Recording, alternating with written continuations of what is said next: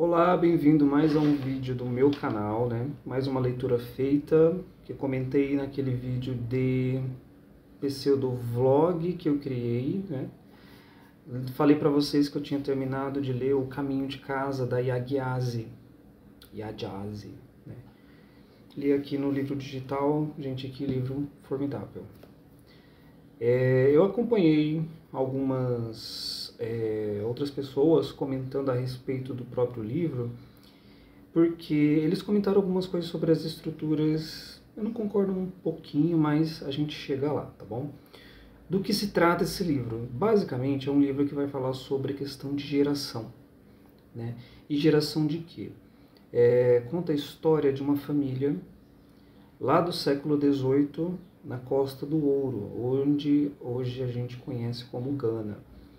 E aí essa história vai permear ali gerações dessa família e como essas gerações vão conhecendo mais grandes movimentos na história da humanidade no que diz respeito à negritude, tanto dentro ali do próprio continente africano, ali dentro de Gana, na Inglaterra e também nos Estados Unidos, né, ao longo do tempo até chegar no século 21, né? Esse livro foi escrito pela Yagyazi ali e foi publicado ali por meados de 2016, mais ou menos, é o primeiro livro dela.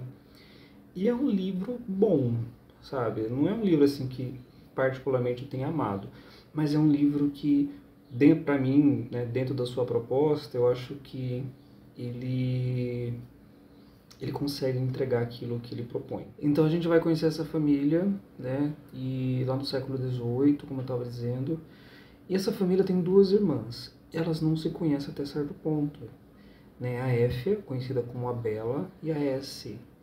A Éfia, ela, em dado momento, ela é dada em casamento para o homem branco que veio da Inglaterra, né? Ela é dada em casamento para esse homem.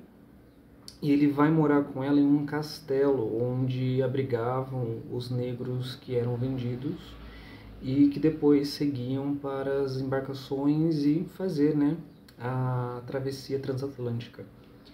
E aí, já a irmã dela não teve o mesmo sucesso, a Essie. E a gente conhece a Essie sendo uma dessas prisioneiras que foram escravizadas e que foi vendida e que sim, ela vai ter essa travessia transatlântica até chegar nos Estados Unidos.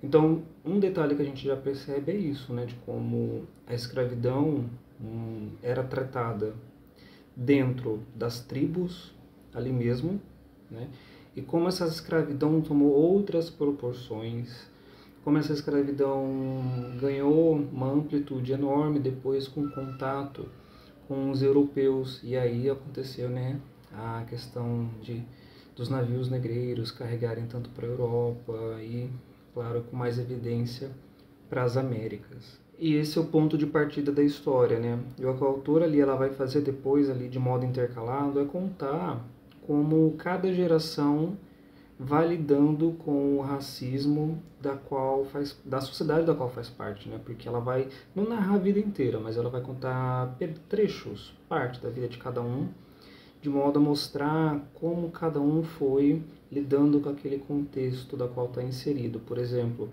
o filho de F, ele já é um homem, ele vai ter que lidar com o trabalho do pai, praticamente, né? E ele é um mestiço, ele vai ir para a Europa em certo momento, e trabalhar com essas contas nada mais é que trabalhar com gente sendo escravizada. Gente de qual ele conheceu, por exemplo, né?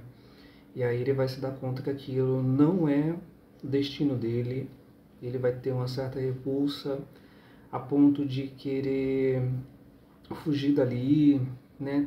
Ter sua vida sendo criada em outro momento. E a mesma coisa acontece com o filho de S, né? Quando a S chega lá nos Estados Unidos, ela vai lidar com a questão das fazendas de algodão e como essas mulheres eram tratadas, tanto pelas senhoras da casa, né? E principalmente pelos donos da fazenda, ao tratar elas como, além de ferramentas de trabalho, como ferramenta sexual também. Aí você tem que lidar com os abusos dos senhores da fazenda, com os ciúmes extremamente violentos das senhoras da casa também. E geração por geração a gente vai então acompanhando momentos marcantes da história. Nos Estados Unidos, por exemplo, a gente vai encontrar o movimento separatista, a gente vai lidar com personagens nas minas de carvão, de como o corpo negro ainda era visto como um signo de ferramenta, uma pessoa coisificada, né, praticamente. E aí você vai lidar também com as questões de relacionamento interracial. Não é porque você está se relacionando com uma pessoa negra, no caso aqui a mulher negra, e ela está se relacionando com um homem branco, que meio que isso vai eximir ele de ser uma pessoa não racista. Você vai lidar com a questão da marginalização, né, de como essas pessoas eram dadas na sociedade, como elas tinham que encarar as mazelas, até porque é aquilo, né, o ponto importante da abolição não é só a abolição em si, é o que vem depois, porque a gente está toda estruturada, né, com um regime ali, uma visão estereotipada, uma visão racista do negro. Após a abolição, essa visão já está inserida dentro da sociedade, não é uma coisa fácil de se tirar. E aí você vai ver acompanhando também esse processo de marginalização. Enquanto isso, na outra geração, você vai lidar com questões de tribos, né, como os Ashanti e os Fantis, eles eram tribos rivais, e como duas pessoas de tribos rivais podem se juntar sem que isso gere tanto atrito. Você vê questões religiosas, né, quando a religião cristã chega ao continente.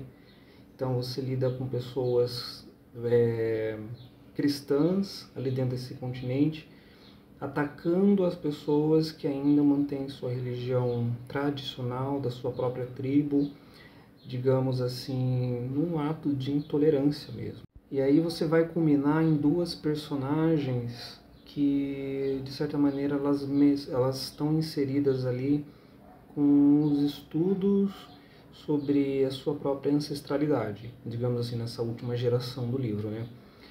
E aí, nessa busca pela ancestralidade, nessa volta à terra natal, por exemplo, da sua família, então você vai ter aquele quê de volta à sua própria pátria, vamos dizer assim, bem por cima.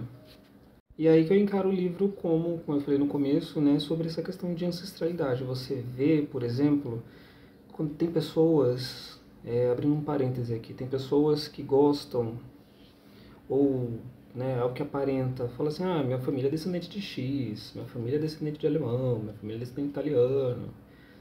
E você não vê tanta, minha família é descendente de Gana, minha família é descendente de sul-africanos. Você não vê com tanta frequência, porque, de certa maneira, não digo com tanta frequência, não quer dizer que não tenha, mas há um apagamento histórico a respeito dessas descendências. Tamanha a mestiçagem forçada que houve dentro desse processo escravagista, e também do apagamento histórico mesmo, das suas histórias, da cultura, da sua própria religião.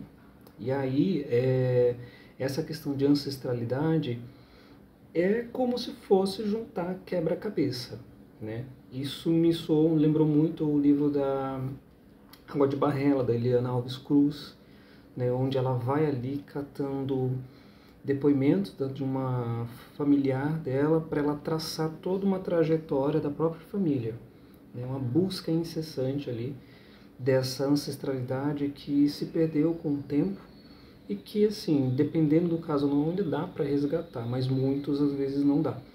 E aí essas histórias interrompidas, essas histórias que a gente não conhece, deixam-se de existir praticamente, né? Então, já entrando na questão da estrutura do livro, né? Esse livro, como eu falei, ele é tido como um reconto de toda uma família através dessas gerações, onde há capítulos intercalados, contando trechos de certas passagens da vida de cada um, trechos importantes, né? Trechos cruciais ali. E, claro, eu tinha opiniões a respeito de que esse seria, estaria um pouco incompleto, era legal desenvolver mais.